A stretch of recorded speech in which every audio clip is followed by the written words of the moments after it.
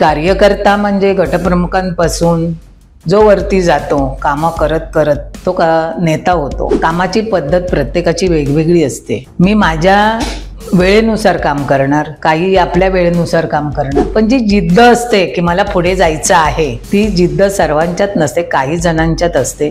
आणि त्या जिद्दीप्रमाणे जे काय पुढे गेले ते खरोखर नेता झालेले आहेत। म्हणजे एवढं बरं वाटायचं की बाळासाहेब ठाकरे हे नाव, ते कोण होते, काय होते हे तेव्हा मला माहिती नव्हतं। आमच्या विभाग प्रमुख तेव्हा मीनाताई कांबळी होत्या। मला विचारलं तू गटप्रमुख होशील का, तर म्हटलं हो। मला माहिती नव्हतं गटप्रमुख हा काय बेस आहे। तो त्यांनी काय केलं की आमचे जे झेंडे, भगवे झेंडे होते ते त्यांनी पायाखाली घेतले। मंडळी, 1986चा काळ, एक साधी गृहिणी ज्यांना राजकारणाबद्दल जास्ती काही माहिती नव्हतं, परंतु आपल्या परिसरातील प्रश्न निर्भीडपणे शाखेमध्ये जाऊन मांडणं ह्यात त्या पुढे असायच्या। आणि असंच करता करता एक एक पद मिळवत आज त्या दक्षिण विभागात नाही तर संपूर्ण शिवसेनेमध्ये लाडाने आणि सन्मानाने, माई या आदराने शब्दाने त्या ओळखल्या जातात। त्या म्हणजे सुरेखा परब, म्हणजेच माई परब। तर आजच्या मी कार्यकर्ता ह्या सदरात आपण माई परब म्हणजे सुरेखा परब यांना भेटणार आहोत आणि त्यांच्याकडूनच त्यांचा हा जो कार्यकर्त्याचा जो प्रवास आहे तो जाणून घेणार आहोत।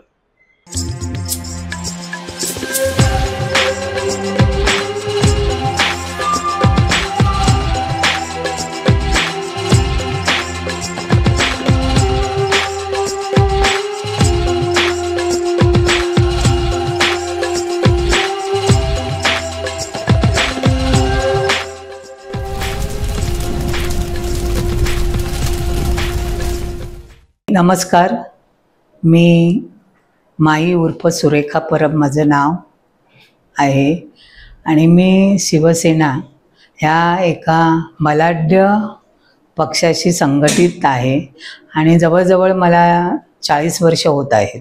मी अगदी संघटनेचं जे गटप्रमुख पद असतं, कार्यकर्ता, गटप्रमुख, उपशाखा प्रमुख, त्याच्यानंतर शाखा प्रमुख, इथून शेवटचं पद विभाग संघटिका म्हणून इथपर्यंत मी काम केलं आणि अजूनही मी कार्यरत आहे। संघटनेशी मी माझी बांधिलकी म्हणजे मी कशी आले, 1985 साली तेव्हा सामना नव्हता, मार्मिक एक साप्ताहिक असं निघालेलं। तेव्हा आम्ही कुटुंबात असल्या कारणाने काहीतरी वाचन, थोडा वेळ मिळायचा आणि त्या वेळेत काहीतरी वाचन करायला पाहिजे म्हणून तो मार्मिक वाचायचा। पण ते नुसतं वाचूनही म्हणजे एवढं बरं वाटायचं की बाळासाहेब ठाकरे हे नाव, ते कोण होते, काय होते हे तेव्हा मला माहिती नव्हतं। 1985ला तो येत होता तेव्हा बाळासाहेब ठाकरे एवढंच माहिती होतं।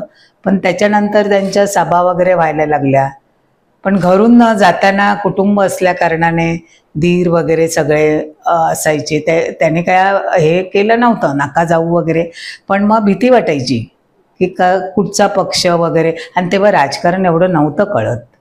पण मी 86ला मी जेव्हा तेल, धारा तेल, कांदे वगैरे ह्याची जी थोडीशी सर्व जनतेला ह्याची थोडीशी झलक लागली की हे मिळत नाही आहे, तर तेव्हा मलाही असं वाटायला लागलं चला आपण, रेशन मिळत नव्हतं त्याच्याबरोबर, तर तेव्हा आम्ही रेशनिंग दुकानात जाणं, ऑफिसमध्ये जाणं, रेशनिंग ऑफिसला जाणं, अशा काही ठिकाणी जाऊन आता जायचं कुठे, तर जिथे मी राहते जुनी चिखलवाडी रहिवासी संघ अशा आमच्या चाळी होत्या आतमध्ये, आता डेव्हलपमेंटला गेलेला आहे।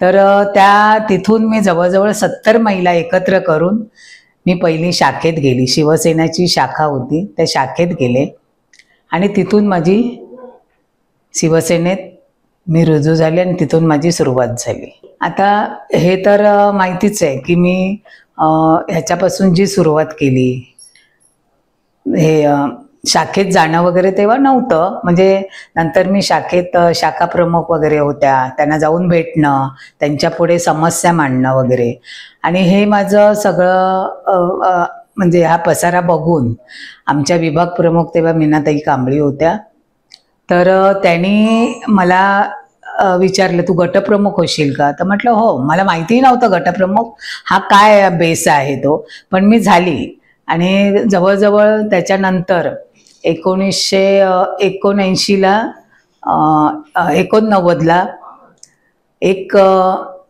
मासाहेब म्हणजे आमचे बाळासाहेब ठाकरे यांच्या पत्नी मासाहेब, तर त्यांना बोलावून आम्ही मोठा मेळावा घेतला.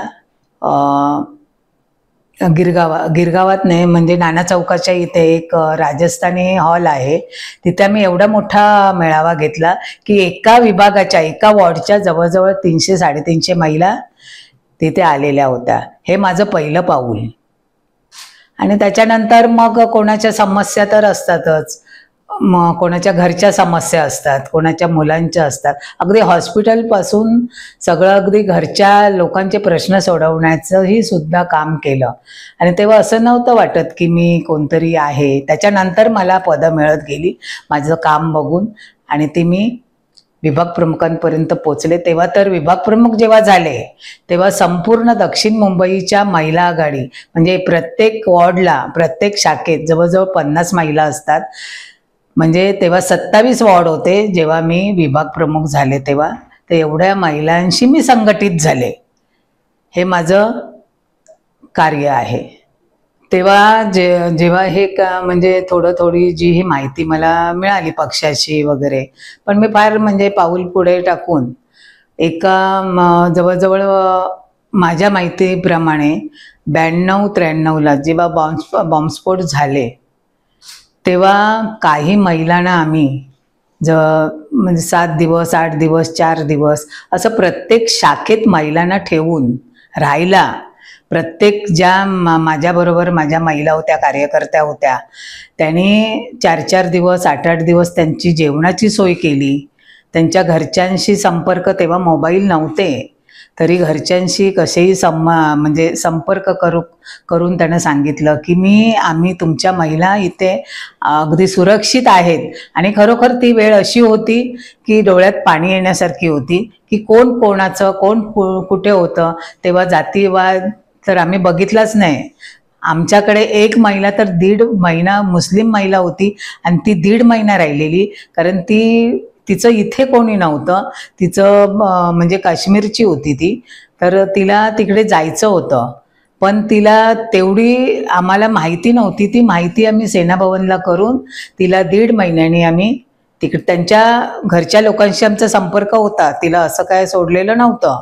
पण नंतर म्हणजे तो एक मोठा आनंद आहे की एका महिलेला 1.5 वर्ष सांभाळून तिच्या घरापर्यंत सुरक्षित पोचवणं हा मोठा अनुभव आहे. युवा सेना मी विभाग प्रमुख आता 2012 झाले. त्याच्यानंतर त्याच दरम्यान युवासेना हळूहळू फोफावत होती.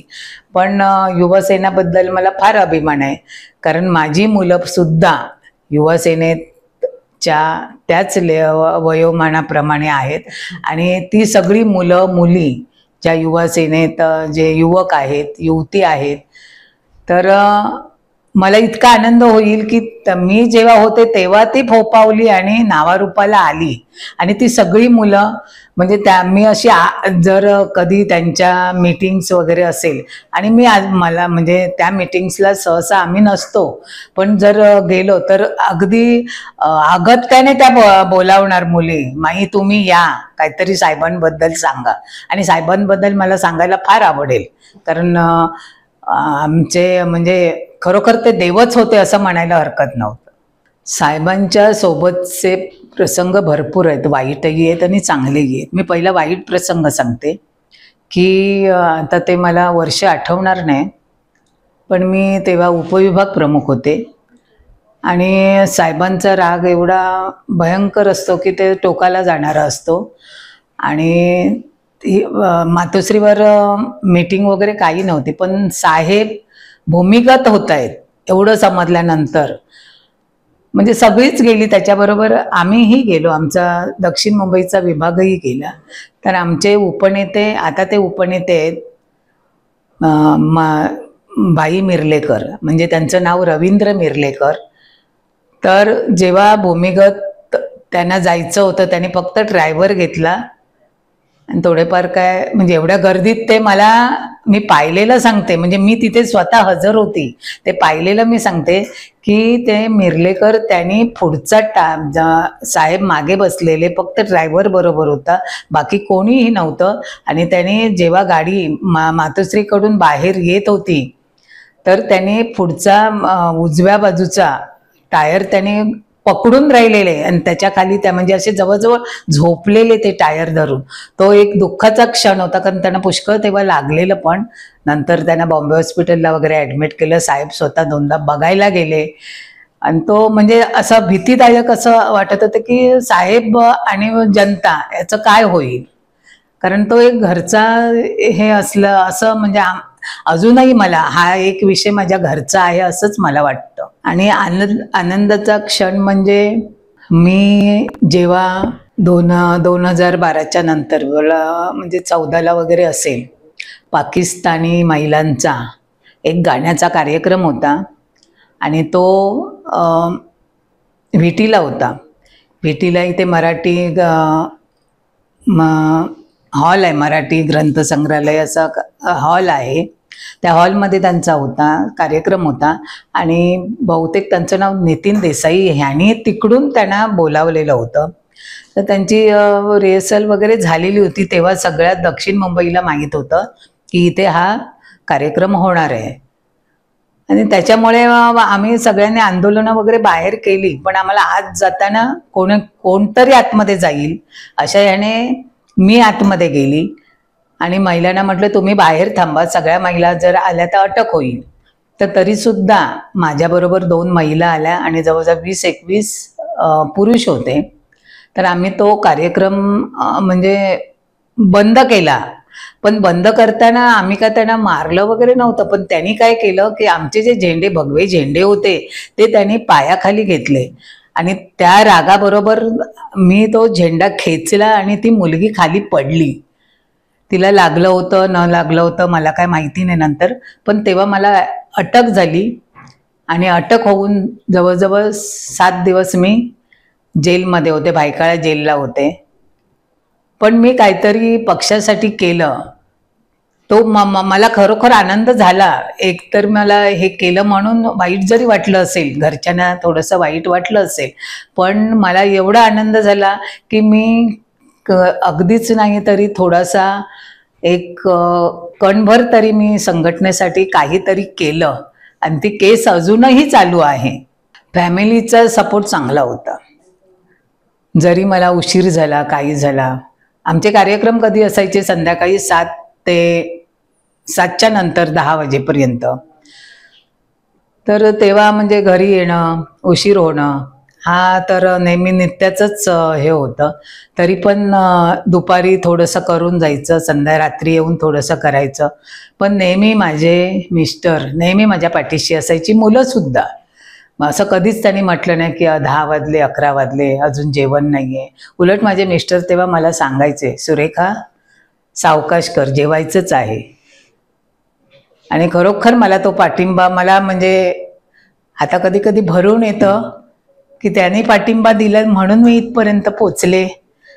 हा एक आनंदाचा क्षण आहे माझ्या वतीने. तरी कार्यकर्ता म्हणजे गटप्रमुखांपासून जो वरती जातो कामं करत करत तो नेता होतो. कामाची पद्धत प्रत्येकाची वेगवेगळी असते.